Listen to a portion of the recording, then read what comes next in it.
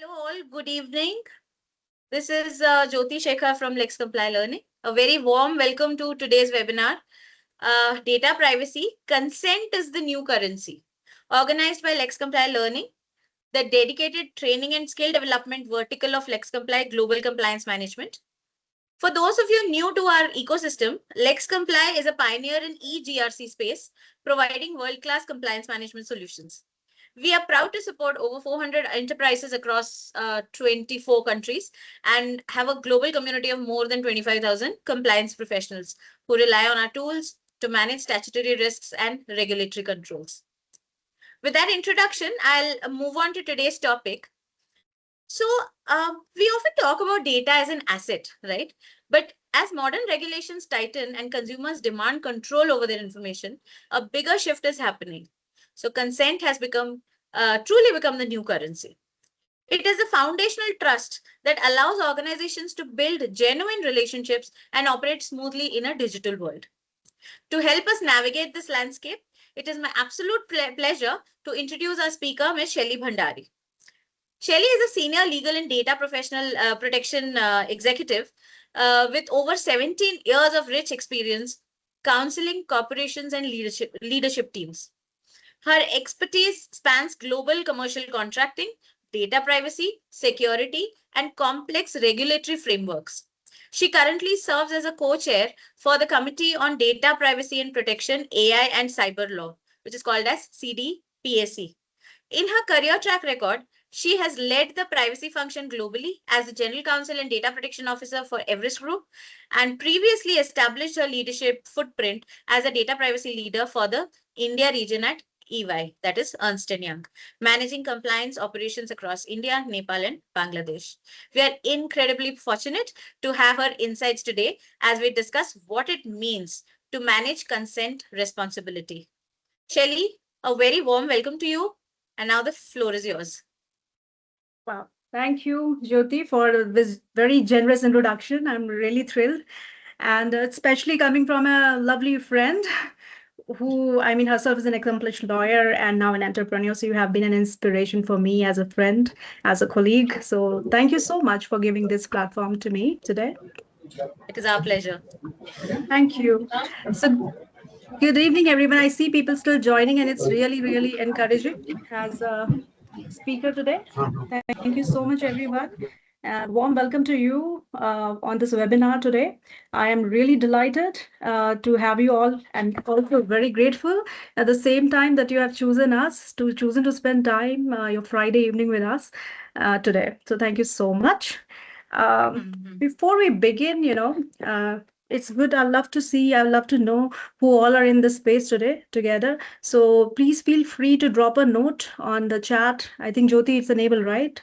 So Yes, just feel free yes, to drop a note about from where you are joining us and what's your role currently. So it'll be great to know the audience. And while you are doing that, let me share my screen. I prepared a small PPT. It's the objective is just to give a structure to our discussion. More or less, it's going to be a conversational webinar. So I don't come with a lot of lectures, and I don't think I can. So it's better I should just share the screen and let's get to hear from you on the chat.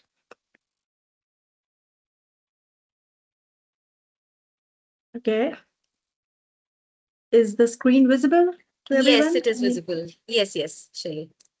Perfect. Right, and I'll just switch off my.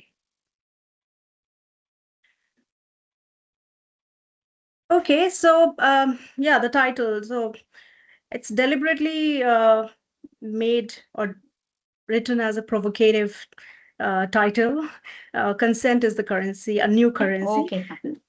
Okay. Yeah, so currency, it's the whole purpose of coining this title and why consent looks like a currency and could be interpreted as currency is, I mean, just briefly, I can give you an idea as to why it can be implied as currencies. Like for currency is something you earn, you spend, and that also can be counterfeited, right?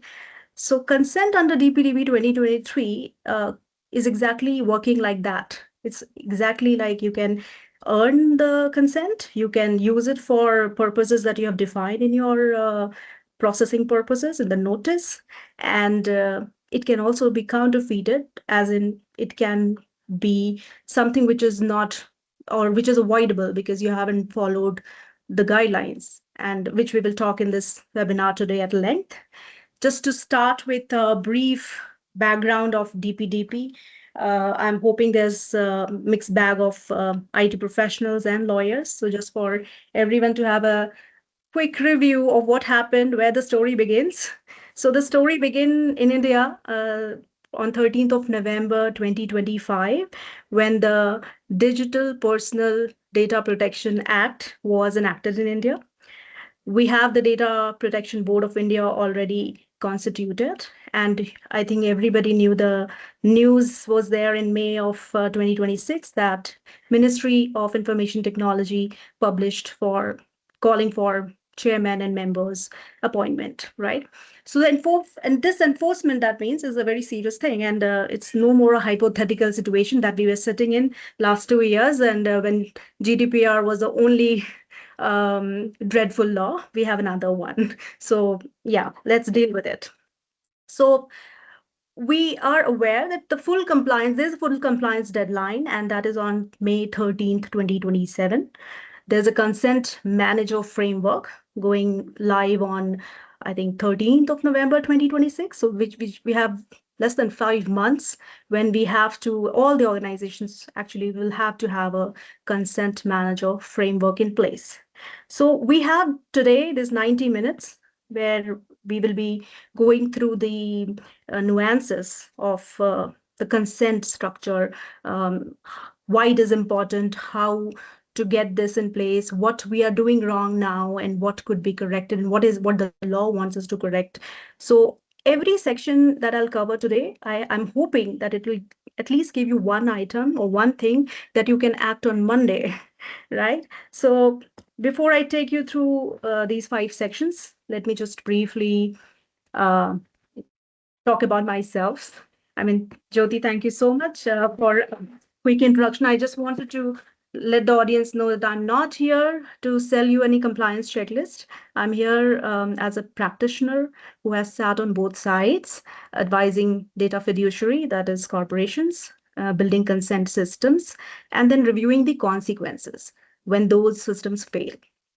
So the 4 zones that you see, I think I have to, the 4 zones of geniuses. I mean, that's really um, very great to see this here on. But yeah, these are the 4 structures where I have worked in my 17 years of career, and the these are the 4 zones where I have contributed, and I have gained firsthand in practical experience dealing with situations, dealing with stakeholders, and I'm aware, as most of you on this webinar today also must be facing it right now or have had these experiences. So I think those are the main question as lawyers, where we know everything. We know that yes, this has to be done, but then there's a board or there is a room of leaders who are non-lawyers, and for them, I don't think consent management or consent architecture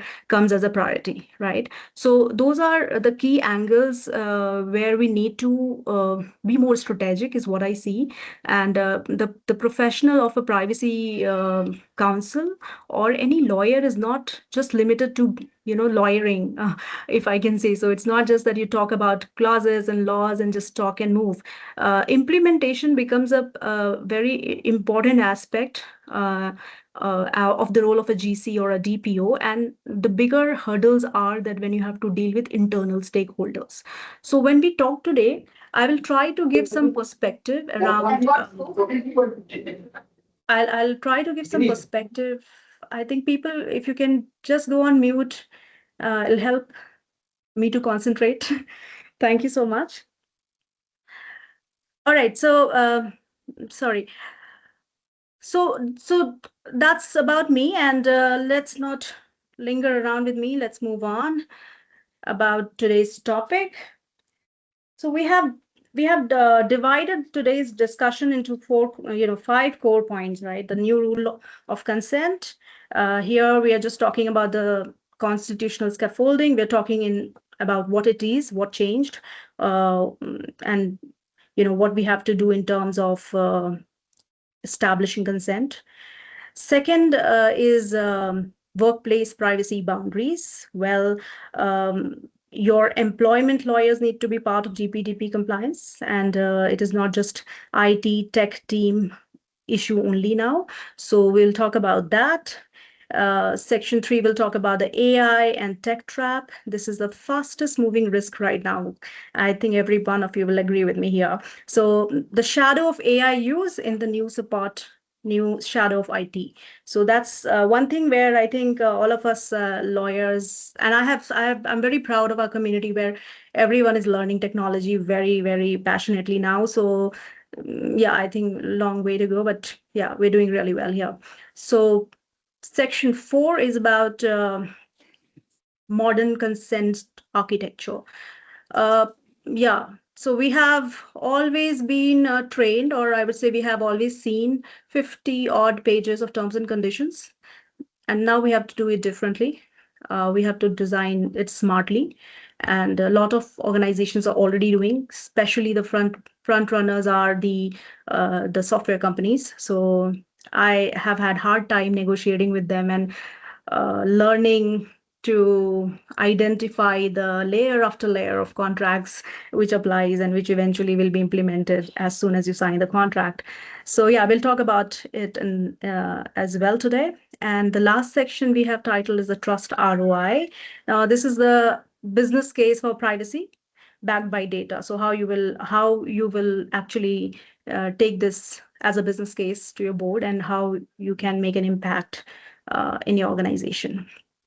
So after that, we will do a Q&A in the end, and yes, we will have more conversation throughout. So please feel free. Even while we are talking, you can put your queries and you can interact on chat. And as much as I can, I will reply uh, through the chat today, or maybe Jyoti will get back to you. So let's quickly move on to the first topic. So why is consent called a currency? As I started the conversation today, why it is called currency? Let's look at those four numbers here on the screen: 2.27 million, 250 crores, 900 million, 52 out of it. So these are not projections. These are the current state of the Indian data economy, and they all connect through one thread, and that is broken consent. So 2.27 million cyber security incidents in India in 2024, up from 1.03 million in 2022. Every breach is at its root a consent and a governance failure, and data was held, which was not supposed to, or maybe they were not authorized to retain those data, but it was retained, and hence the consent framework failure is what we see in all these 2.27 million cases. 250 crore, this is the maximum penalty under DPDP Act, and it will be applied in case of failure to implement reasonable security safeguards, Section 85.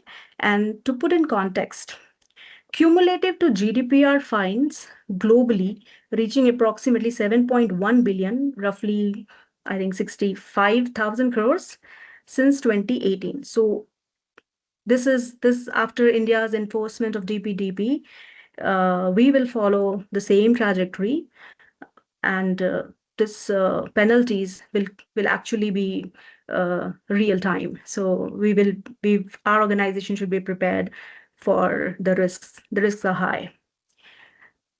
Then we talk about 900 million internet users in India. So each one becomes a data principal with enforceable rights from May 2027. So that is a right base which is larger than in US or in EU. So we have, I think, combined, in fact, So combined EU and US data subjects, I think this will be the largest data principal group we will be actually responsible to, and they will have the rights. Now, 52 out of 53 top Indian apps, they use dark patterns. Now, the ASCI, or I think it's the Advertising Board regulation, and the CCPA, that is a Consumer Protection Authority. So they have issued notice, which became, I think it came in last year, November. Multiple notices were issued to Zomato, to Swiggy, to Amazon, to Book My Show, and to Rapido.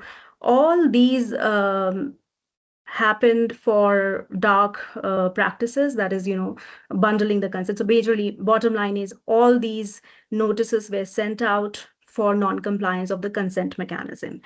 So when we see these figures, and when we evaluate the impacts in money, or in currency, so metaphorically, it's true that the currency uh, uh, data, I mean, consent is a currency, because precisely that is what is the meaning outlined in DPDP 23. Like money, consent must be earned, not assumed, specific, not fungible, and can be withdrawn. That's very important. Not permanently spent. So you don't get a consent checkbox and you have the data forever. No, that changes now. So Section 6.4 gives every data principal the unconditional right to withdraw consent at any time. So the canvas has changed in India, and things are going to be very serious given the numbers that we see on the screen right now. So I think as a professionals, as privacy professionals and lawyers here, even the IT security professionals, if there are any here, please ask your clients or your heads of organization a very diagnostic question here. Can you show me right now the consent records for every active data processing activity?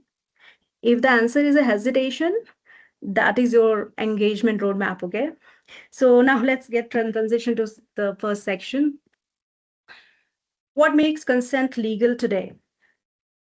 So the three most important terms that we have to remember as part of Section 6 of TPDP is free, specific, informed. Okay, so these words are very, very impactful, and very much a reason, if not complied, or if not understood, or not implemented in your consent mechanism, you will end up having your consent as void.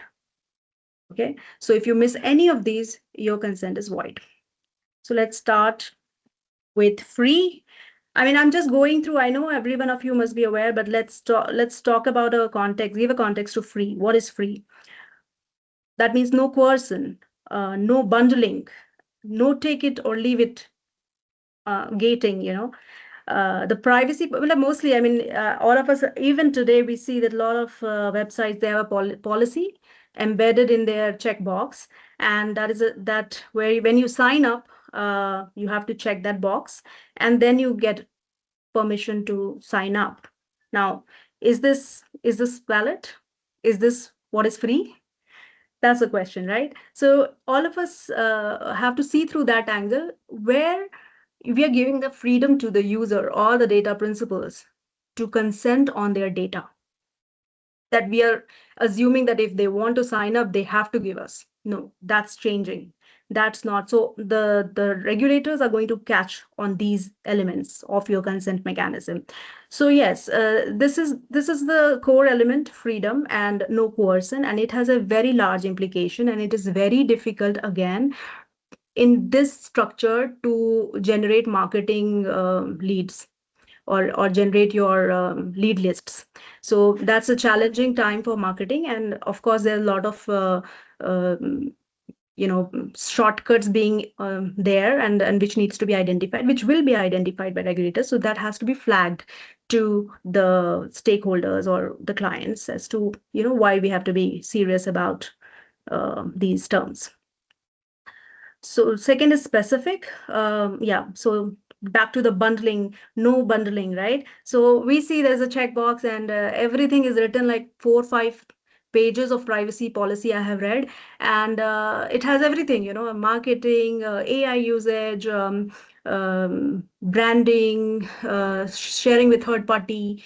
Everything is listed in a privacy policy, and that is on a checkbox, which you have to check, and then you enter their, whatever platform they're offering to you.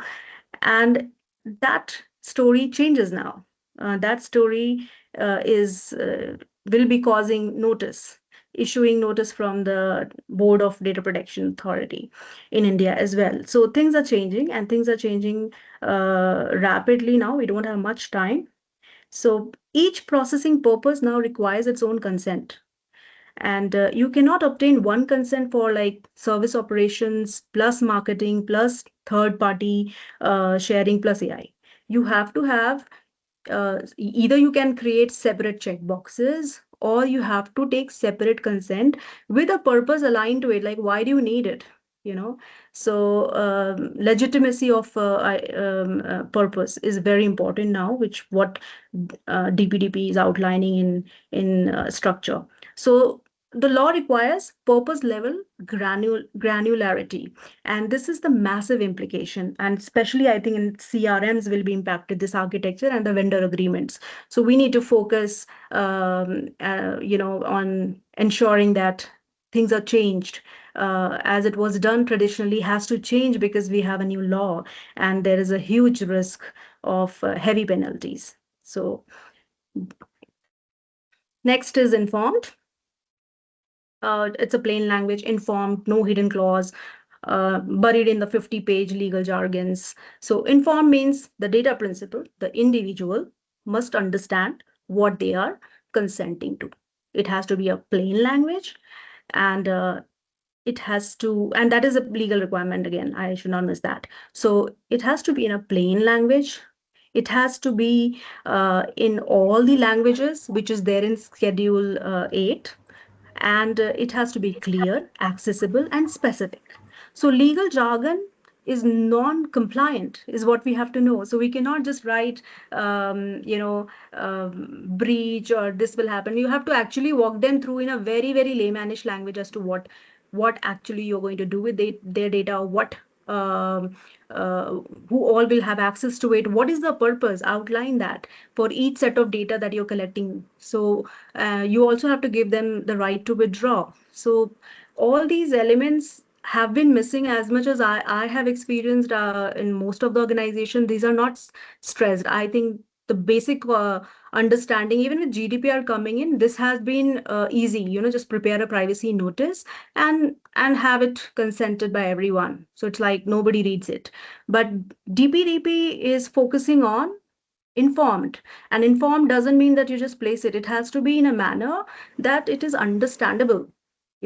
So just, if my mother is using an application and putting her data on that app, and then she has to check box with a privacy policy, 100% she doesn't know what she's signing up for, and maybe all her data, and now after that call, maybe that sign up, she's getting hundreds of promotional calls and all, and she's worried. And then, if she reaches out to the board with these repercussions of signing up, then of course she has a case, she has a right, and that we have all that organization has already breached there by not informing her in the manner she should have been informed. So just an example here, how things can be read by regulators, how laymanish level they are going to interpret your structure.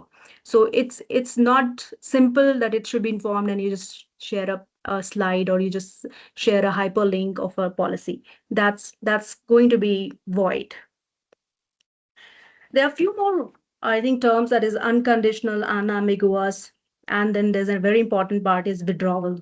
So I think I've put it here, is data fiduciaries must have data principles. Sorry, data fiduciaries must give data principals the right to withdraw consent anytime without hassle. And that is also one thing which I've seen is missing, mostly. The consent is right there when you sign up. There's a checkbox. You check it, and then you sign up. But the withdrawal is always embedded somewhere in the policy, and you have to, you're expecting that the user is gonna go back to the policy, look for that withdrawal. I mean, it's so difficult. So if the consent is on a click, why the withdrawal is not on a click is the question which I think the regulator is going to ask. So that is another thing where we have to work as to how the withdrawal can be on a click, similar to how easy it is to consent. Similarly, it should be like unsubscribe is one of that ways, but many organizations do not even unsubscribe. Even when you click unsubscribe, it doesn't get automatically unsubscribed. So it will take you to a page, then you put down some reasons, and then they will come back. They will write, okay, we'll get back to you in 24 hours or 2-day business day or whatever. But that going forward is going to be void, is what I understand and I interpret of the new mechanism of consent in India. Okay. So how valid consent works? Mostly I have discussed this while I was explaining the key elements. Now, the life cycle of consent will be you request for consent, then you obtain it, then you process it for the specific purposes for which you have got the consent, and then you review. Every time you have to review the data. It has to be accurate. Accuracy of data is very important. And then you have to talk about withdrawal. Then you have to allow the withdrawal of the data. So this mechanism this looks very simple on the slide actually, but it isn't that simple, because the request itself is going to be a structure where you have to ensure all those elements that we discussed earlier, is about freedom, about information, about specificity. So all that is a core element of your request, and where we need to work differently now onwards, because it's gonna be under scanner. Okay, so the stage 1 requests, the notice must proceed with a complete, explanation of what all is there. You also have to, before you, like, if we are working on a system, we're creating a website, you do not need to allow your system to collect every damn data, IP address and everything, which you can collect in the background. Uh, if you do not, or if you're not able to explain the purpose, if you're not able to give a legitimate purpose, why do you need, why, I mean, we understand Zomato needs a location, but why would a website of, say, for example, consulting service, why would they need the IP address? Why would they need the location? So the legitimacy of your purpose for what you're collecting, what kind of data, needs to be addressed at this very first stage of request. So you have to work around the privacy notice or the checkboxes that you're creating based on the whole information around what is going to happen, why we are collecting which data, and what is going to happen with that, who all, I mean, in third party, who all will have access to this data, and what are the layers that we need to create. Now, I mean, these are all background work that you have to do before you clear the stage 1 and move to stage 2. So a lot of war has to be fought here, right? So to my experience, the major problem for a privacy council or anybody from security lands up even before reaching to request level, actually, because you have to actually have the framework ready. You have to have convince the board and convince the stakeholders to spend on the right securities, right encryptions, right set of documentation required. Then you have to work with the design team also as to where we have to place what.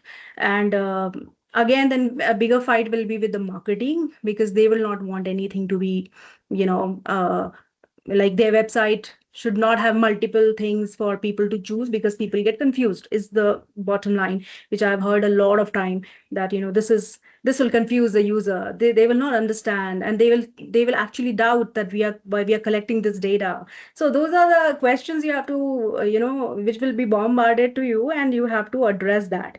Now, everything doesn't end up by you saying that, okay, this is the penalty, look at this, and then say, tell me what should we do. No, it doesn't work like that. So you will have to actually work with them from their point of view also, and then frame something which is practical. And you also need to have the understanding of geography or whoever is a user base for you. So a lot of things are required for you to reach a request level and prepare this whole consent mechanism prima facie. Okay. So then is the obtain explicit. What could be the format? You obtain it explicitly. There's an affirmative action. I mean, it cannot be like you. I mean, I have seen a lot. Like, there will be a checkbox, coin donation, 1 rupee coin donation for some NGO or childcare or whatever. Then there will be auto check boxes checked for even your cookies. It will all be already be checked, and most of the user will not know to uncheck it. So it shouldn't be opt out, it should be opt in, right? So opt in and opt out has been misplaced in many Indian applications or websites which I have noticed over the years, and that needs to change now, because obtaining has to be an affirmative action. It cannot be a pre-tick boxes, right? So that changes with DPDP rule 2025. And this will I mean, if you have this auto checked, of course, when you come in the scanner, it is void. It is non-compliance simply. So next is process. I mean, I'm going a little bit faster because we are short of time. Um, Process: use data only for the stated purpose. This we have discussed, but again, let me just talk about it again briefly. If your legal or legitimate basis is not worked out beforehand, that means before implementing any process, before launching any website of your organization or your client's organization, you need to conduct one very important process that is called privacy impact assessment. That is part of the GDPR as well, and I think that is how you have to ensure that all these background is well understood before you're launching a platform. So the legitimacy of each data being collected, the process being implemented for requesting and then obtaining and then retaining, has to be managed through this process, you know, and where you will have, this needs to be documented. I think that is one way of documenting that you are compliant under the DPDP regulation. And everything that you collect, uh, it cannot be used for marketing. So for marketing, you have to have a separate checkbox. I don't think it is a legitimate purpose. So I've seen a lot of cases where marketing is part of the main, reasons for why we are collecting, your data, and there is services, blah blah, to to upscale our system, and then there's marketing. But no, marketing cannot be a legitimate right for an organization to obtain. It has to be a separate block. So that needs to be taken care. And yeah, there's a lot of layers to it. I mean, of course, we can end up talking a lot about it, but that's the key element which I see when we talk about process. And then review. Data principals have the right to access, correct, and review their data at any stage. That means if I feed my data on any system, I should have the right to update it, change it, or delete it, right? So review is another right under DPDP, which has serious implication if it is not provided. Okay, and again, the privacy policy or embedded link will not help in this case also. So these are the key 4 stages where mostly things have been traditionally operated so far and have to be changed. So these are the focus area for every privacy professional today, and every in-house counsel who don't have a separate privacy team to deal with and understand the whole structure of data flow. Very, very important. So, and the last part, which is a very important aspect, is withdrawal, which is also, I think, if any company has been compliant with GDPR, they are already aware that withdrawal is a bigger aspect of the whole compliance for GDPR. Same goes with DPDP as well. So here, the consent withdrawal has to be very easy. The bottom line is that. So there has to be a reasonable period also. You can't just go like, okay, we will get back in 30 days. That is also not, I mean, the current rule doesn't talk about that. Okay. So the rule indicates that it has to be prompt. Now, that's a very gray area, and it can be interpreted based on if the data has, negative implication on the data principle, then of course you have not been prompt, right? So it again is very subjective, and it can be you know immediate to maybe 2 3 days or maybe 1 month, whatever, but it depends on what is the implication of that data, of the data principle not being withdrawn at as soon as the withdrawal request was placed. So lot of deep thinking here again, and there has to be some technical implementation again on how this auto deletion pipeline works. And I'll share my experience. Data deletion or data principal data subject rights request. It's actually a separate policy, mostly in most of the organized organizations. And although everything is on paper, nobody actions on it. Even the level of understanding of what is a data subject request is very, very questionable. So I think here one more point very important is the employee awareness. So you can have all the best processes in place, but the execution fails as soon as the awareness level is less in the organization. If people are not aware, because the data subject is not going to reach to the legal team for deletion or withdrawal of the data.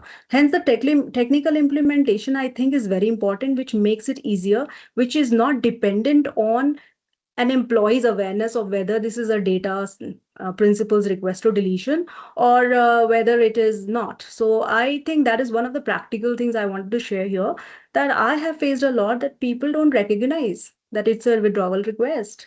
So it's sometimes a salesperson have received an email from their lead or a client or an ex-client that, look, I'm receiving this email from you. I don't want to receive, but I'm receiving this. Okay, this is just a conversational why, but actually it is a withdrawal, right? So you need to action. You need to, that salesperson has to reach out to or follow the policy for data deletion, actually. So the prompting is not done. He can answer something, and then, of course, by the second or third email, that person is already angry on the organization that, okay, I raised this concern and I'm still getting email. I'm still, why I'm in their marketing email list. So all these things are very, and that can be deterrent. You might lose a potential client. Maybe that person would have been a future client. If not, like you have worked earlier, you can work. But yeah, in the meanwhile, not acknowledging that it's a withdrawal request has led us to losing the client potential already. So those are the kind of risk I have seen real time. And I think for my bottom line was always that, it's important. You can't depend on employees to understand everything, because a salesperson can very easily say that, okay, look, I understand all these things, I know the communication, but I did not interpret it. It's that simple for them, but it costs huge. So I think that the technology that companies needs to implement has to have some thought process behind them. It cannot be just left on that, okay, privacy team, you do it. No, it doesn't work like that, because unless and until the each and every function takes privacy compliance seriously, these things will reoccur. These issues will occur in organization, which might not have a very big impact initially, but on a larger canvas, things can go really hunky-dory. So that's where I think we need to discuss. I mean, this is again a very practical conversation I'm having with you all, that, I have faced it and I have had hard time actually to convince the CMO that, look, we need to work with your team and establish, and it takes its sweet time, because everybody has more priority work than talking with you on these aspects. So the shift needs to be there, and that shift, I don't think the burden is only on the privacy, but as an organization. So bottom line is that the level of understanding we have of a legal concept needs to be run through the system, the whole culture of the organization, and then only these implementation can become practically successful. Otherwise, everything will be there, but still you will be non-compliant. Still, there will be notice from regulator, and still the company might be landing up in some penalties or in the news at least. That also impacts a lot. So I think just to have a real-time scenario, let's talk about this. um the apps, I mean the notices that we have received, these companies have received. So India's jointly by the advertising standards and the parallel HQ, 53 popular Indian apps out of which 52 were using dark patterns. Now, what is this dark pattern? Again, it's not like something like they were hacking or something. No, dark pattern here is simple. Dark pattern is basically where you are pre-ticking insurance add-ons. You have a basket sneaking into your sign up, like Book My Show has 1 rupee charity donation without affirmative consent. So it's already checked. I think Blinkit also has that.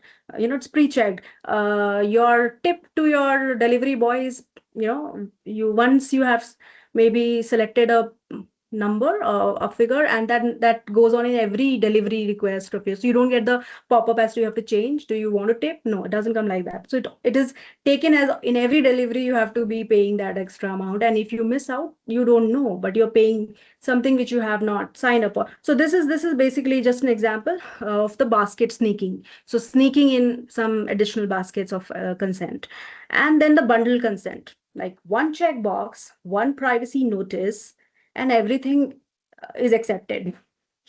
So it's like everything, marketing permission, everything. You start getting emails and promotional WhatsApp messages, everything starts flowing your way. So this was actually this dark pattern. This is dark pattern, and this is an epidemic in India actually. I don't know about everyone, but most of us in my family, we put private on our phone. It's a focus, or you can enable that feature in a mode, and you will not get calls from anyone outside your contact list.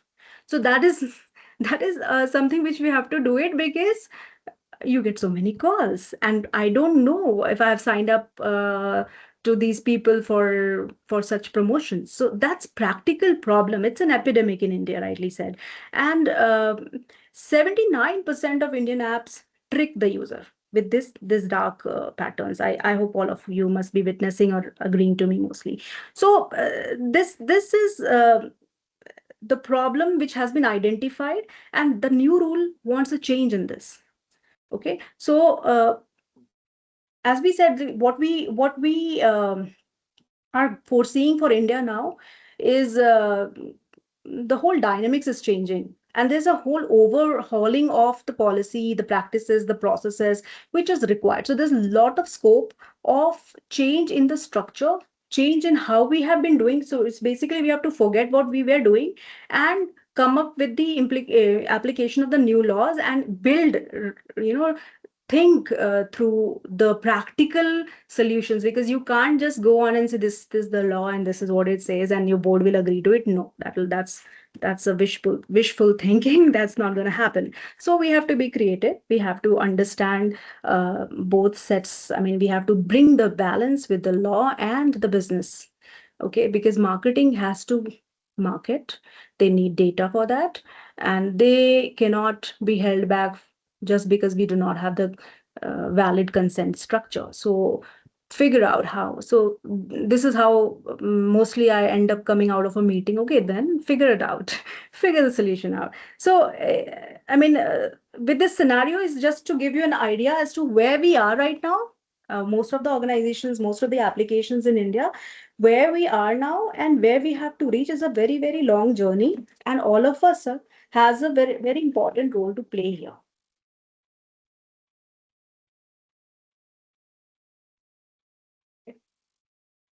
Next, very important topic is employees.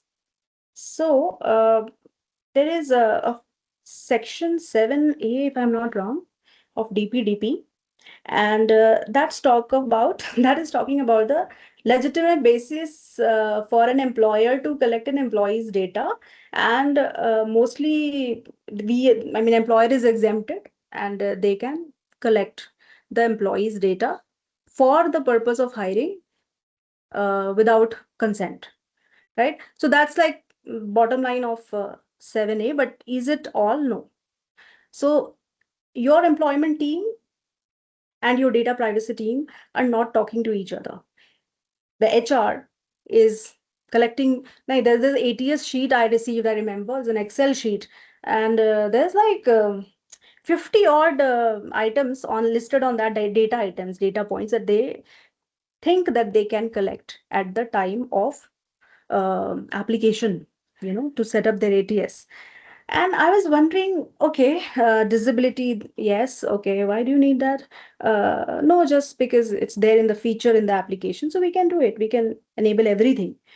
So here's the catch. So the employment team, that is the talent acquisition team and the data privacy team, need to interact, which is again a missing point. Mostly things are done without giving importance to the assessment, because it's always like in the 11th hour we are implementing an ATS, and it needs to be done today, because you know what, we have a hiring due for like the placements, the placements that we are hosting in these colleges. So we need to hire them, and we need to get this ATS in place. It's always the scenario is always like on the top notch 11th hour priority, and you don't get to talk all these jargons that you're talking. Okay, no, we need to do this assessment, we need to see what is your ATS collecting and all that stuff. But things need to change now. Things we need to talk, or maybe this communication has to be done by us. And this discussion is all about making you more armored of how you can place things to them, like how you can talk through them. So in most organizations, I've advised they sit in a different department, work from different playbook, share no common compliance framework.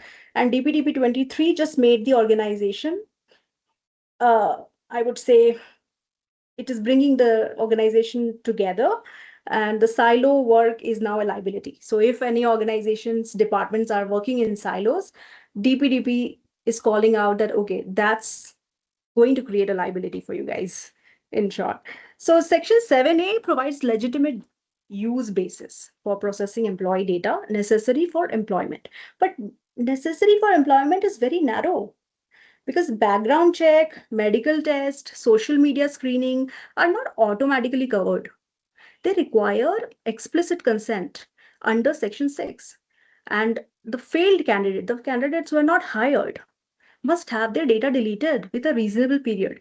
Best practice is 30 days. So, I mean, nobody cares, Mostly I have heard from my HR team when I was doing the PIA on their new ATS, and I asked them that, okay, look, how are you deleting? Are you giving them the, like, you have allowed them to, you send a link. I mean, mostly if you apply also anywhere, you will see, you'll get a link. Okay, you have a work day to fill. Okay, just put your resume, put your all the data that is required. Most of the thing is asterisk, so most of them are uh, compulsory. So you don't have an option, except for I think disability people will miss, but most of the things are there, like you have to fill it. Okay, done. You have the person is applied.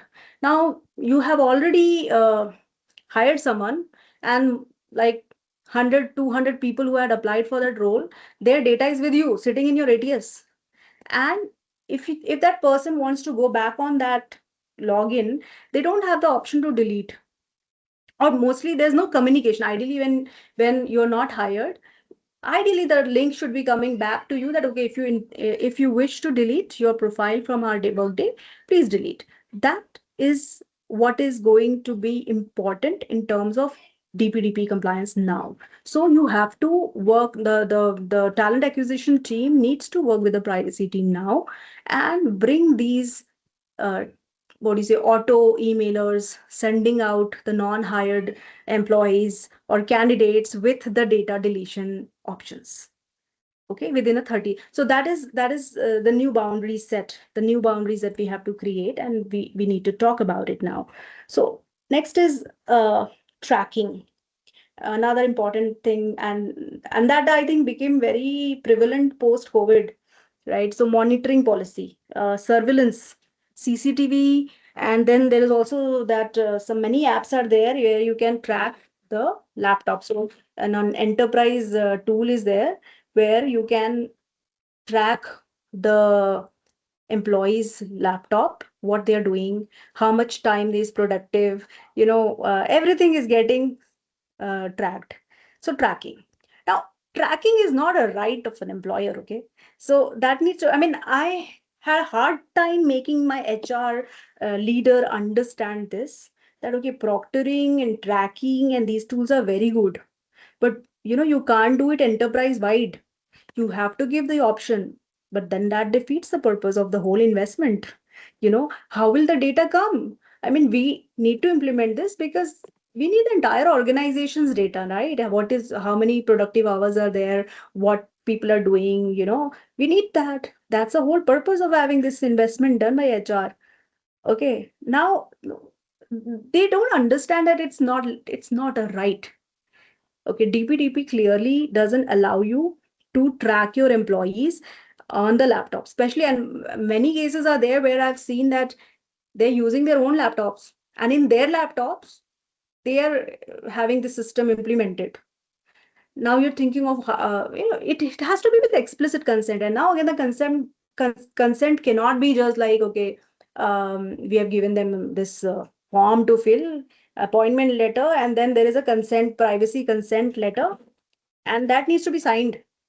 No, that is an option. That's the freedom of an employee as well as a data principal, whether they want to sign up for that or not.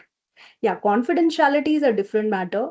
Your hiring documentation, the key documentation on the basis of which you will do the background checks, all that stuff is important. That is covered in 7A. But beyond that, what you're doing, like tracking and surveillance, biometrics, I mean, so there are many organizations where they have a biometrics implemented face recognition tool for on their entry gate. So every employee's data is already collected on the tool, and the tool recognizes who's an employee and who is not an employee. Right. So there's a surveillance covert, and is it legal? No. I mean, in terms of making it legal, you have to take consent of each one.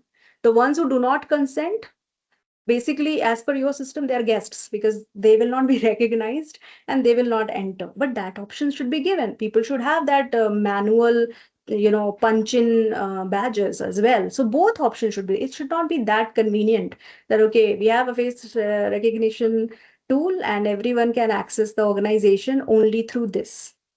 No, that is the first red flag in your compliance. And if complained by any of your employees to the board, you are going to answer a lot of questions as to how this happened, why nobody, you know, checked, and a lot of questions. Actually, your whole system can be first of all scratched, and then you will have to answer a lot of questions. So yeah, and last is offboarding. Offboarding, I think most organizations have that exit policy where they will have a, maybe the HR or admin somewhere, they have like 4 questions, primary questions. One, have you submitted the badge, the ID card? Have you submitted the laptop?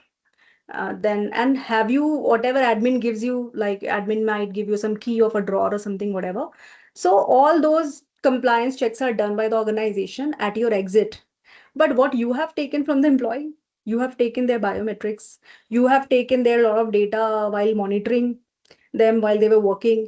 You have a lot of data unnecessarily taken while, a lot of events that you did and the organization, like, you have taken pictures, maybe that person wants to delete them, you know so all that is missed out mostly in that policy. And again, one more important aspect is the data retention. How long can you retain?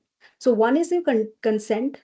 You consent for, you take the consent, you have the layered consent for each and everything that you are processing. Like for biometrics, you have taken, you have established some framework, you have certain yeses and certain nos. Fine. Then there is a tracking system where say 90% of employees have agreed to it, consented to it, and 10% haven't, and you had that freedom given, good.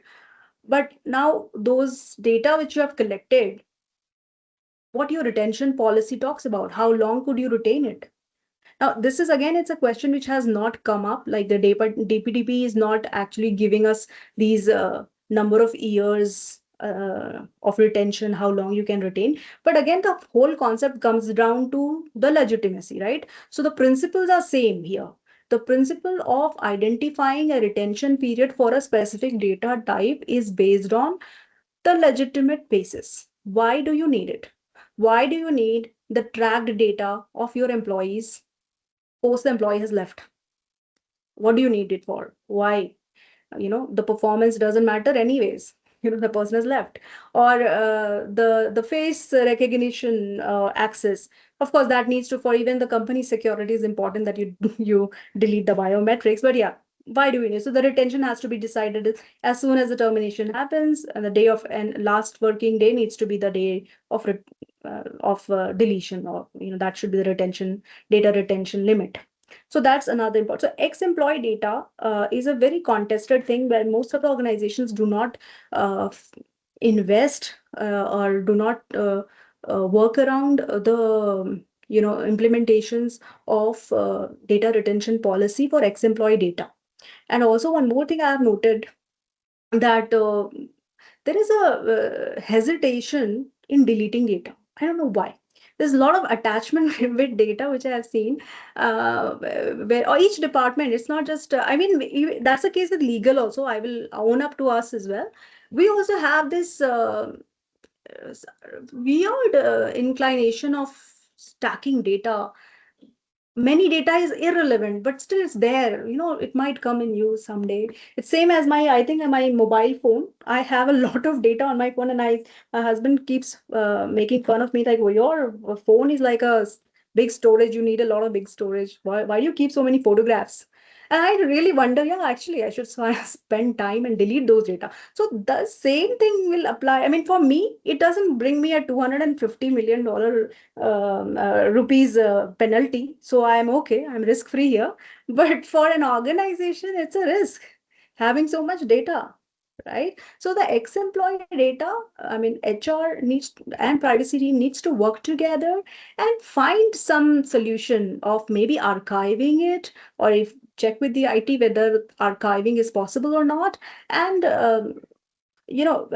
understanding how much data is good for you to retain. So those things needs to be understood, and those things needs to be also corrected if not already implemented, because it's going to lead to a big, huge penalty if unfortunately someday you are under the scanner. So be prepared. I've given this real-time, the scenario here as well of the work from home surveillance crisis, which we already discussed just now. So, yeah, these are, I mean, I'm just leaving the screen for a few minutes and I'll take a sip of water. Please read for yourself.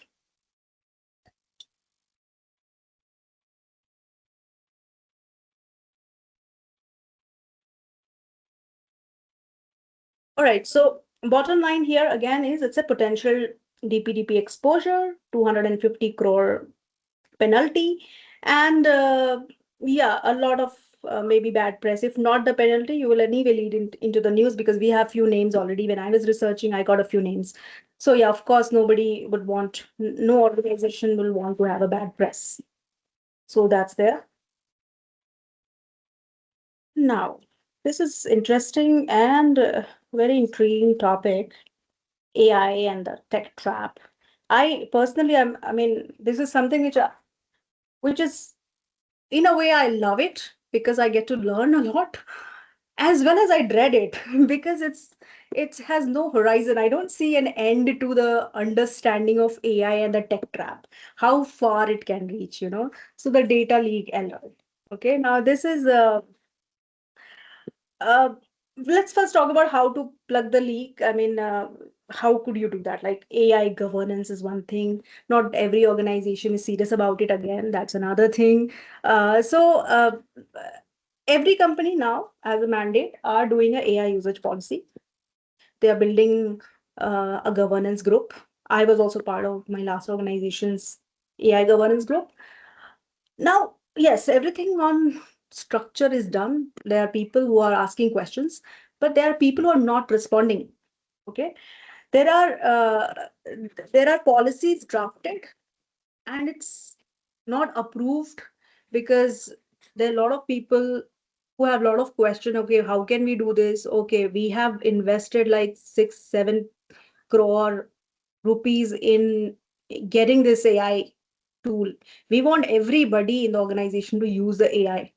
We have so many tokens, and we can get more tokens if it depends on usage. So if you do not use, it's a loss of an opportunity, right? So a lot of factors now suddenly blows back to you. Okay, now the policy is not good enough. The usage policy is there, but you are telling that okay, people should not write personal, I mean, name. They should not. Okay, first of all, many, I mean, let me come back to this big issue. Many people don't know, and when I'm talking about people here, they're not lawyers, but they say we don't know what is personal data. You know, is email personal data? Is okay, I just shared an email. It's not a personal data. I've heard all these great excuses from people, and then I have had I think almost a discussion around explaining to them that okay, this is her personal data. It is identifying a human being, and I have been contested. Despite giving an analogy, people don't want to comprehend this. Okay, if we do not do this, then how are we going to, build this product or build this research paper or whatever be the outcome or the deliverables they are using the AI for? Okay, and then very interesting questions also come. I mean, very interesting and intriguing questions also come out from that discussion. Is like, there are so many famous people. People are using the name of Elon Musk everywhere. Do they need to take permission from them and all that stuff? So let's come back to AI and the tech trap. So it's an interesting Pandora box that opens, and it's a wide west that you go when you start talking about the practicality of the law. And at the end, the discussion is okay, it is a law. And if you do not comply, then we attract so much penalty. So that's the bottom of the discussion every time I end up. But I do note that, yeah, there's a lot of essence to their talk as well. I will not completely quash their thought process.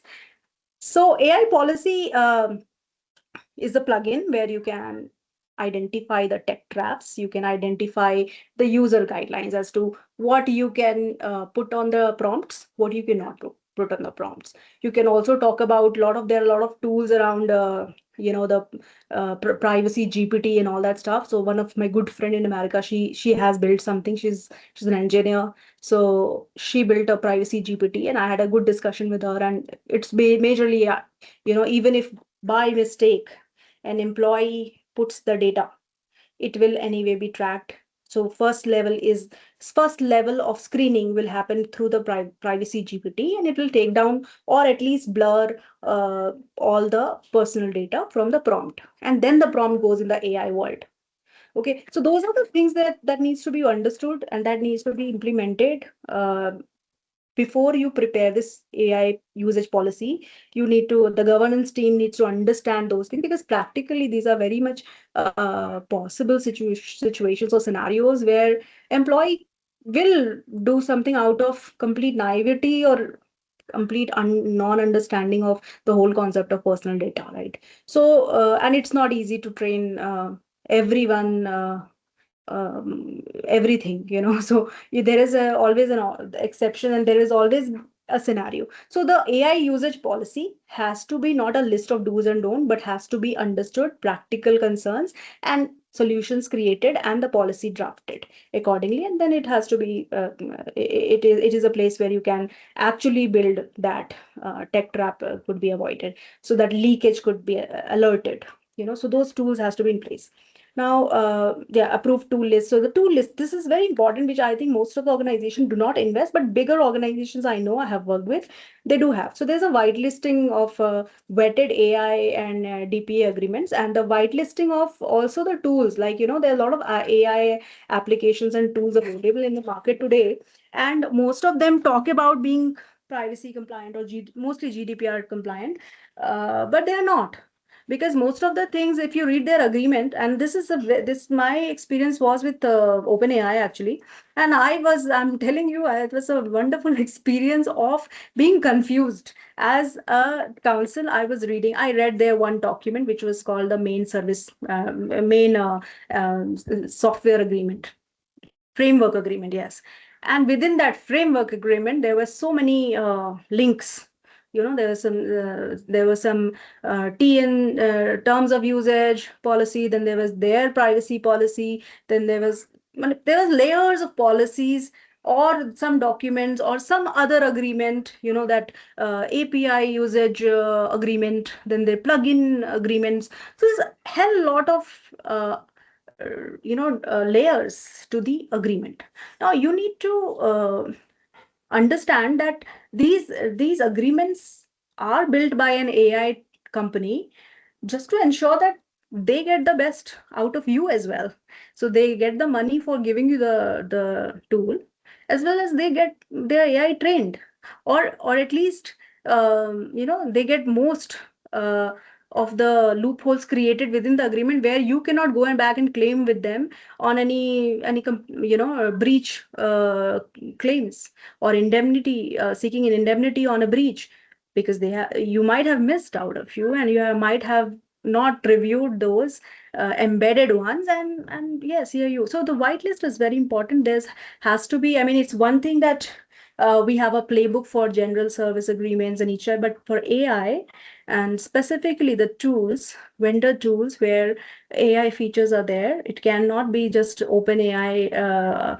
It can be any HR proctoring tool where AI is doing the you know maybe recording, or it has some feature where whatever you have interview on Proctor, and there's an AI feature they will sell you, the HR, that okay, they will also, this feature will also give you a gist of what the person was talking, or they will give you a review of their confidence level, or what is their expression, where they looking at some script and talking to you, so it'll give you a report of that. And the AI tool is there. HR is super happy with this kind of feature, but are we happy?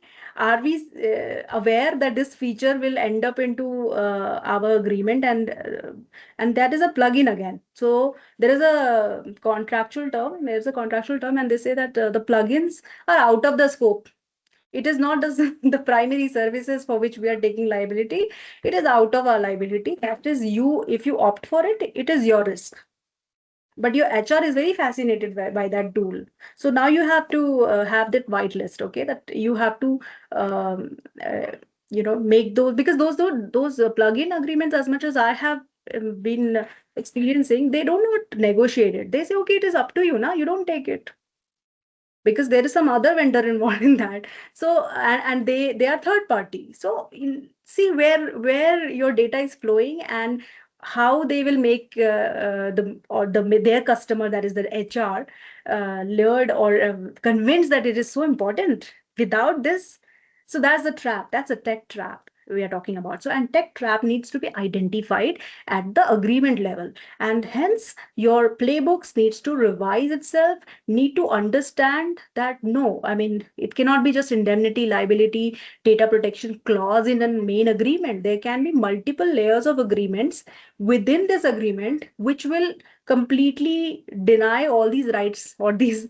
contractual rights that you have created in the main agreement. So yes, so look at that list, look at who has to approve. I think mostly these kind of AI tech trap tools needs to be authorized by the senior or the executives of that particular department, or maybe the CEO. So that's how you have to design it. So one thing to flag again. Now, training them or making the staff understand and liability, we have already understood that this cannot be a foolproof solution, but this has to be a part of your, because it's also legal requirement. It's the regulatory requirement that you have to make your employees trained, aware of the policies. It cannot be just the policy lying down somewhere in the HR dashboard as the policies or company policy. So that needs to be worked out.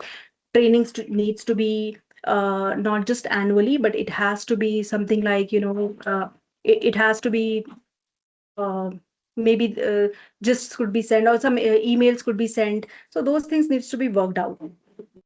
And again, that's a creative aspect, where a lot of things can be done, and barring the budget, of course, you have to see all that stuff. So that's another plugin where you can trap the leakage. And one more very important aspect is audit. Internal audits is not a very common thing. In most of our organizations, I have not seen people organizations investing in audits. But with AI, and if your organization is AI featured, you have products, client-facing products where you're offering AI, then you need to have an audit in place of their product, of your of the whole structure of data flow that is happening, the AI prompts being used. So the governance body, of course, has the main role to play here to investigate and to audit, maybe cyclically, maybe 6 months or annually. That needs to be, or quarterly as well. I think quarterly is very proactive, and that's good to have if an organization can have that in place. And DLPs in place, that's again very important. So the AI governance framework has to be broadly covering the AI policy, the prohibited tools. You need to know which vendors tools need to be prohibited. If the team has already reviewed the DP and they are not budging on negotiating those terms, then please blacklist them, or put the listing. So don't put them in the whitelist. Then enterprise grade DPA also should be there, which has to be approved, and every vendor has to sign that. DLPs in the software, technical blocks, or uploading of personal data, as I mentioned, that privacy GPD. I was very, very intrigued with that tool. It was really interesting. Then the staff training, and then the quarterly audit. So the AI usage policy is a broad level document, and then rest of the things will fall under that. All right. So let's see this interesting case here of Samsung. So March 2023, Samsung semiconductor engineer pasted some proprietary source code or internal meeting transcript and chip. And this was out and about in all the news, papers or the media. So what they did, that employee did, an engineer, he pasted a proprietary source code, internal meeting transcript, and a chip test sequence data in a ChatGPT to debug the error faster. Okay. Now, ChatGPT retained the data on OpenAI's external server. Samsung banned all generative AI tools within weeks. So, what went wrong? Why was this engineer able to paste this source code? Because there was no AI policy. The engineer used personal GPT account on company IP. So if these are very important examples where you have to look through that usage policy should ban or should have some implication on the employees if they use their personal GPT account for any of they should not be doing that, right? So these are the leakages, again, which are practical leakages which has happened already and which is also a risk in future. So how you have to build your AI usage policy? One example right here. Now, India's RBI released its free AI framework. We know that none of the bankings companies or the what do you say, NBFCs, their customer KYC data is entered external, cannot be entered into the external AI tool. So RBI has released that no AI should be used for this, any KYC. So that's how, again, if any if FNBC sector is doing this, then they're in direct violation of the 2023 DPDP. So lessons learned here would be that the firm-wide approved AI tool is only tool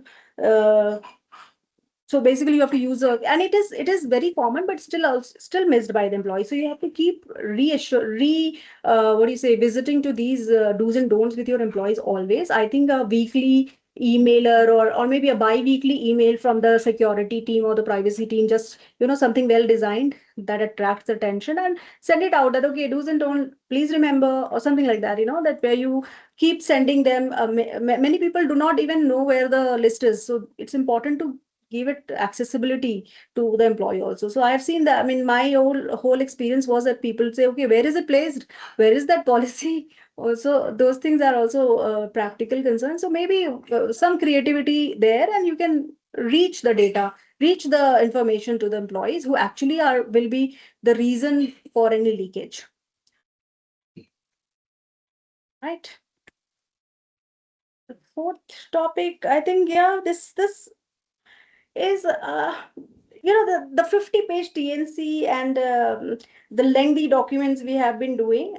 Uh, with DPDP, of course, layering is important, but also you need to, as I said, that with vendors we have already experienced that the AI service providers, or the open AIs, and you know these companies have their own way of structuring this layered notices, or layered documentation. But in consent architecture, this is really useful.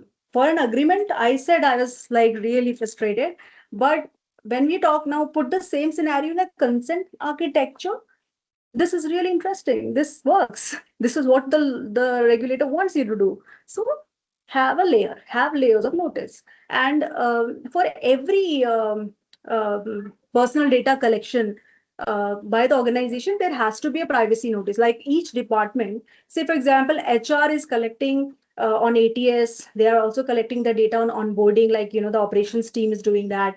Then there is the exit team at that. So every stage of collection of data needs to be have layered as a fresh notice. It cannot be like one page of like flowing document where everything is listed and you say, okay, we have listed everything here, and this one has been checkbox. This doesn't work anymore. So things have moved.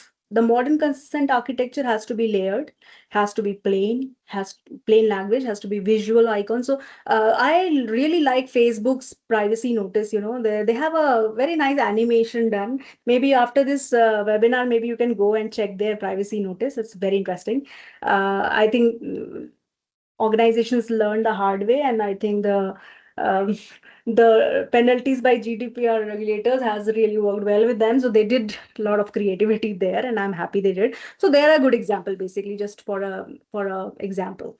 And so make it more visual, more understandable, like people understand more visually nowadays. So do that if you can budget in.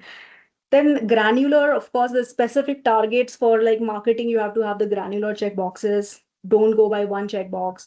The real-time consent dashboard, if possible. I mean, that's lovely. Like if you can invest in a dashboard where you have everything real-time present, you can see how much compliant is your mechanism that you have built, or the architecture. It's lovely. So maybe you can think through that also. That's a new way of ensuring compliance. One click withdrawal anytime. That's possible, but again, you have to figure out. It cannot be like sketched in the same color everywhere, because some set of data you cannot delete it immediately, like the marketing data, or maybe HR would have some problem. So yeah, figure out, but try to make it as simple as possible is the new way of doing it. And then time-stamped audit log, of course, have every tool where data is being processed, where personal data is being processed, needs to have an audit trail mandatorily. If an audit is happening, we should be able to know, or if there is an incident, you should be able to locate where it happened, who is responsible, all that stuff. So audit trail, audit log is very, very important. Again, you can have that retention policy implemented on the audit logs, and you can decide as an organization as to how long you can retain those logs. But yeah, that's another aspect of the modern consent architecture. This is again a consent structure, which was, I mean, identified as a breach in Star Health Insurance. 31 million record leaked, no consent architecture, no breach plan. So this happened in 2024. Cyber criminal Zen used Telegram chatbots to sell Star Health policy holders' data, medical records, Aadhaar, PAN, and claim details of 31 million customers. So HDFC Life also reported 16 million records assessed. So I'll just leave to read for you like for a few minutes, and I'll take a sip of water here. And I think we are losing on time as well. Right, let's move on. And the last topic is here. So that's transparency isn't a cost, it's a superpower. So all the gist of the whole discussion today, as we understood the practical, my own experiences that I shared with you all, the bottom line is transparency is not a cost anymore. That's what you have to convince to the board or the stakeholders or your clients, and explain it in this manner that it looks like a superpower, because if they are able to build that structure, that architecture, they are only going to earn more and more customer base, because the trust in the customer will trust you, like what has happened with Facebook lately, or maybe with Apple, Apple app center, I think if all of those who are using Apple, they know that there's a feature whenever you download an application on Apple, the tracking system, they ask you, they give you an option as to, do you want your to be tracked by this app, or you have an option there to select, so you can actually decline tracking. So now here Apple has built the trust, right? So that's what you have to give an example. I mean, you can give an example like transparency is a superpower. That's what Apple is coining on, and that's all of us can do, all other organizations can do, and avoid any regulatory investigations or any bad press or any kind of losing the customer. So that's how you can retain the customers as well as their trust. So that's about the trust over ROI, and I think that's very important now since we have. Yeah, I'll Jyoti, we can share this right PPT with our audience today. Yeah, so we'll be sharing the recording of the video anyway, so people will be able to look at the screen that you Yeah, have. so So I yeah, think, yeah, I'll just keep it for a while, and maybe you can read it for yeah, yourself. yeah. In the meantime, Shaili, I think we can move on to the Q&A. I think we have very interested viewers who want to start the Q&A. So let's just move on to that, right? Okay. Um, Yes, yes. yeah. Okay. So the first question we have is, if some data principal asks to erase their personal data, can the tech stack be allowed to encrypt the data instead of erasing? Is it legally permissible, as some tech vendors say it's allowed? Come back again. Sorry. So if a data principal is asking to erase their personal data, okay, so can the Mm. tech stack be allowed to be encrypted instead of it being erased? Well, if encryption is see encrypt so there are two things. You can say that we can archive, but if you have a withdrawal request, you cannot deny it because it's a right. So you have to always be transparent. So transparency is the key here, because you can't, if you have been asked to delete their data, Hmm. you have to delete it, or I think there's one way of doing it is anonymizing. That is, the data cannot be read as its original data, right? So that is again contestable. I cannot guarantee that regulators will not question you for retaining the data despite you had a withdrawal request. And also, the withdrawal right has been completed. I think that's again could be questioned. So that's a lot of gray here. Yeah, but I guess the it will not qualify as personal data anymore because it's not identifiable, right? So maybe, as you said, um, Yeah, I mean, it is a. That's why I say it can be a hmm, gray. It cannot be gray completely. But area. yeah, if the regulator asks you why you did this, did you inform the, again, the transparency loop can start. So that is there. So Hmm. I mean, I will walk through this lane a bit with caution. Yeah, okay. Got it. So the second question is, will getting an employee consent form get the employer protected even when there is a data breach pertaining to employees' personal data? So just because they've got consent, do they get away with it? And what precaution should an organization take to ensure before and after the data breach? See, data breach. So far in here, we do not have the timelines in DPDP as to how many hours, but with GDPR, it's very much clearly out. Here, it is prompt, and in GDPR, it is you have like a 72-hour window of informing the regulator and the data subject and any other data. If you are a data processor, then the data fiduciary.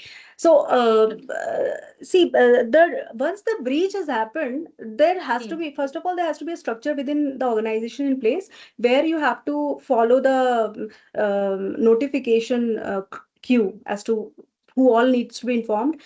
Breach investigation starts immediately as soon as that is reported. So, incident cannot be a breach depending on many factors. So, those factors have to be outlined in your system, in your investigation. So, the DPO will have to, ask certain questions to whoever is involved in this breach and understand, what kind of data is involved, what is the repercussions, what is the impact of the leakage, what kind of personal losses or any kind of reputational losses is there involved in this. So a lot of factors will be involved before you consider it to be breach is how you will establish. But there has to be a timeline. Indian regulator or the board, which is considered already, they need to still come up with this clarity onto what is the timelines for that. So Absolutely. as far as I have been doing it, we were always investigating first, preparing a report, and many cases, if it was just an email address or work email address, the impacts were less. Or many times the very important question to be addressed it is the scope, whether that data is in the scope of that particular law or not. So many cases GDPR will not apply also. So in this case, DPDP may not apply also. So a lot of factors you have to figure out. There's a lot of incident review work that you have to do and then prepare a report, and then if required you have to notify the Right. the But subjects. I think, I mean, to give us, a short answer to what they're asking, I think it's morally, I mean, just because you're taking consent from an employee doesn't protect you from any kind of breach that happens. You still need to, as an organization, need to take care of that data. So Yeah, they should, there is, breach is equal to wrongdoing, so consent wrongdoing. is not given for Absolutely. doing wrong to someone. So that's clearly Exactly. So yeah. consent is a compliance in itself. When a breach happens, then the company needs to take precaution that first the breach doesn't happen. If it happens, then what needs to be done and what kind of Correct. investigations need to be done again falls on the company. So that Correct. will be the answer to that. Yes, Right. agree. Yeah. And to go back to the previous question, so our Lex Comply CTO, Mr. Devesh Kamboj, he has said that encryption cannot be done instead of erasing because it is retrievable with a key. So there's a technical aspect that comes in, so it doesn't remain gray anymore. So encryption can always be unencrypted. So that's just to add to that previous question that we had. Yeah, Uh, thank you, sir, for adding your uh, technical knowledge. yeah. So coming to the next question. So we talked about tracking. We talked about tracking. So tracking and monitoring of employee data. So the question is, the option of biotagging, location mapping, does it become mandatory if that person is on official duty outside or on a sales job or a field job? See, anything has to be with consent is the bottom line, which I would interpret here. So whatever you are doing, if you are having a structure in place, in terms of any surveillance or any tracking, it has to be with consent, explicitly informed to the individual that what is the purpose. If the person is Right. giving you consent, go ahead. That's the bottom line. Yeah, fair enough. The next is what to keep in mind while auditing an AI app. Oh, that's a broad question. But yeah, majorly audit, AI audit, before even audit is happening, implementation, at the time of implementation, a lot of features has to be added, and one of them is the audit trail. So the mechanisms and also your rights, audit rights with the vendor who is offering you these AI tools.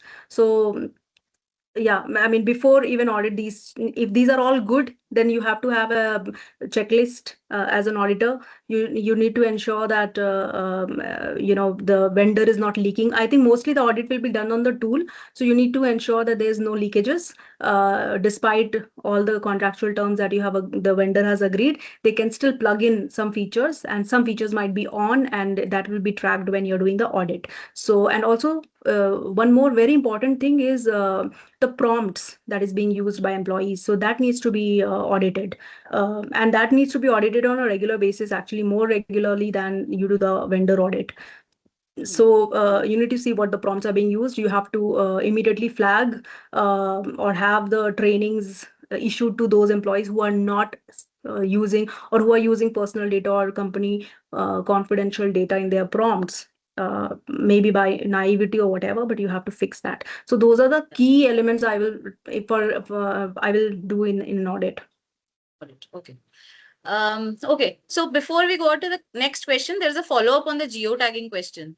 So the question is that if the person is doing a field job and the company has tagging for all employees, can the employee refuse during office time, or can we enforce DPDP non-compliance?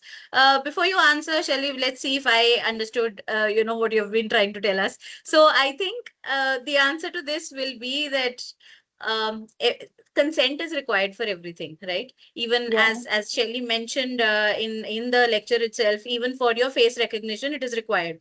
But you can always, so company can always say, okay, you give us consent, otherwise don't work here, right? I mean, the process That has is, to be followed at the end of the day.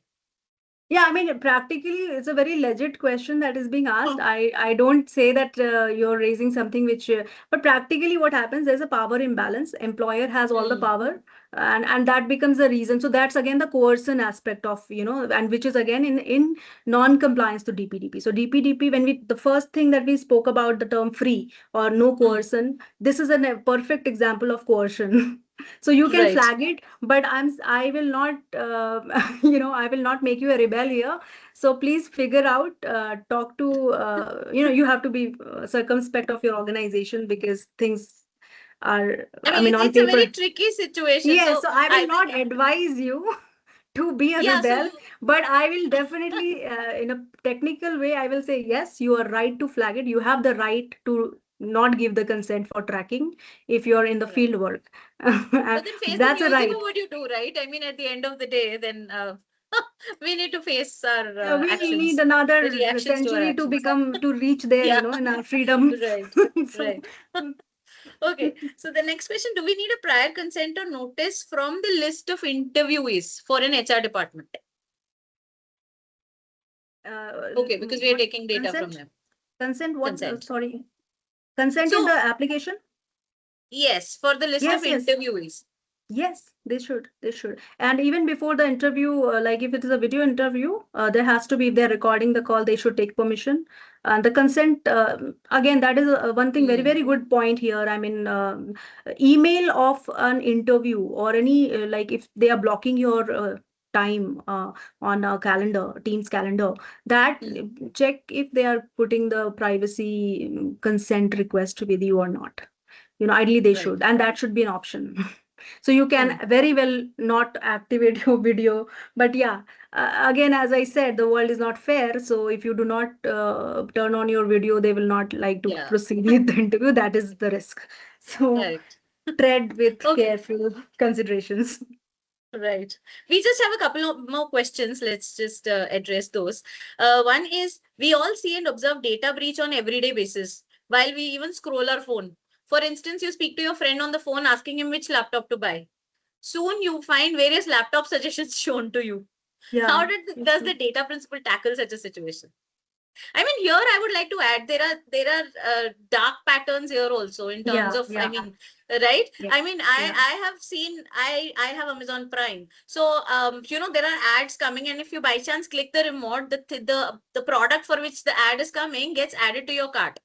So if it's a, so how did I find out? Because I think four AI glasses of 50,000 each were added to my cart. So I suddenly saw it's like the amount I have to pay is 2 lakhs. So I figured out, okay, something is happening. But it's just 500 or 1,000 rupees product. We may not even notice and we may end up buying it. So yeah, I think it's a similar You can, question which I also I had in mind. we still have to witness this, how the board acts and how the orders are passed by this the data protect. I mean, there's a lot of hopes we have with this law coming in, that Yeah, you have somewhere to go about and complain. Like a consumer can go to consumer forum, data principal can go to the board. But yeah, it's right, still to. I mean, we still have to wait a year to see how things work actually in the ground. And I'm hoping that maybe next year, when things will be implemented and effective fully in India, maybe we can flag these and we can put a complaint, and there will be a huge log of complaint that the board will be addressing in terms of such dark patterns that is practiced. right. Because yeah, But it's I a think pain once point. the implementation gets stronger, I think these things will hopefully start fading away. Hopefully, These but kinds of issues. but prima facie, what is the expectation of the lawmakers is that the companies or the organizations has a role to play here, that they have to fix it before the implementation. So once it is Right. implemented next year, so it's all our roles actually. We have to advise and we have to ensure that DPDP compliance measures are in Is place. done. Yeah, Yeah. fair enough. One more question. If the breach happens at vendor side, processor side, that is example, HR application that the company is using, and there is no separate clause fixing liability among company and vendor, then in this scenario, which will be the liable party since the data was collected by the organization? See, data fiduciary will always be liable. You can't get away putting everything on vendor or the data processor. So liability will always be on the data fiduciary. I mean, regulators have framed this whole thing in a manner that the fiduciary. Well, again, there's a very important thing to be outlined yet, that who will be the fiduciary and which category of industries or companies will fall under that. That's there. But fiduciaries will be responsible directly for any. I mean, even for if it is a wrongdoing of a processor. Right. Okay. Then we have one more question. My office CCTV captures video, audio of not just employees, but visitors, customers, vendors, passers-by, etc. How can Mm. we take explicit consent from all? You have to put this banner under the CCTV that you are under CCTV surveillance. That is taken by the regulator as complied to informing Okay. everyone. Yeah. So it's like a contract with the world at large. You accept it and Yeah. So you have wherever to. the CCTV is installed, Hmm. mandatorily you have to put your There has to under be. surveillance. Yeah. Right. So has any organization been penalized so far for violation under the DPDP? Not yet, because I mean, the board has just has been established, and we still don't have Yeah, a we're just chairman. starting. Yeah, so we're Hmm. just starting. We are baby steps, but I think the first good step was to have a law first place. Hmm. How much of actions will be taken is time to tell us. Right. Okay. So great. So I think those were the questions we had today. And thank you so much, Shelly. And if anybody Thank you. has more questions, you can, I think we just, sorry, we just got another question, Shelly. I'll just finish that because I would like to publish an FAQ. Uh, uh, Viewers, we are going to, sort of publish this recording and also publish the FAQs for everybody's reference. So this is one more question I would like sorted. What should be the role of BOD of listed companies in this regard? Board of Directors. Oh, very important role. They have the most crucial role to play. Please approve the budgets and take privacy compliance seriously now, since we have a huge implications, as well as it's not going to be easy, because as much as I'm aware, the government is taking it very seriously, DPDP, and the way the pace it has, the fast track mechanism that has been implemented in past, like in 2023, the draft was approved, it got enacted, and we have everything in place by 2026 and 27 it is implemented. So things are serious. So I think the BOD needs to take it very seriously. They can't just shoo away the GCs and privacy DPOs. Frankly, DPO, I mean, you can really go ahead and make your point very clear that, look, this I have told you. Now please figure out, if tomorrow there is a penalty or you have a notice from the board, please, I have told you. Okay, with that, Shaili, thank you very much. And just to sort of bring it to a close, I think, to put it very simply, the entire thing means that data is not just a privilege, but a huge responsibility. We've always taken it as privilege. Companies have hoarded data in, millions, and then, they've been using it. So I think it's a huge responsibility on corporates now. And of course, DPDPA has raised many what ifs also. So, especially in the context of what we discussed today about, consent and how we ensure compliance. So I think this conversation can keep going on. So Yeah, it's a um, very interesting. I think I have talked too much. I went beyond my time today's talking, but it's a very interesting topic. but I'm We sure, can go on, and I have a yeah, lot and of I'm sure stories everybody actually. enjoyed. It's Yeah, because there were a lot of practical points to it. So I think it has given some food for thought, at least for me. So thank you so much on behalf of our viewers for this thank you so insightful much. session. And to our viewers, thank you for your active participation. We hope these insights help you prepare your organizations for the road ahead. So one, please take a moment to drop your comments and feedback in the post-session survey that you'll get. And secondly, I'll again repeat that we will make the recording available, and we will also make a set of FAQs available based on what we discussed today. So have a great evening and happy complying. Thank you, everyone. Thank you for bearing with me, and apologies for taking a lot of time. Thank you. No, Enjoy it your was our Friday. pleasure to listen to you. Thank you. Have Thank a you. great weekend. Bye bye. Thank you. Thank you. Thank Bye-bye. you.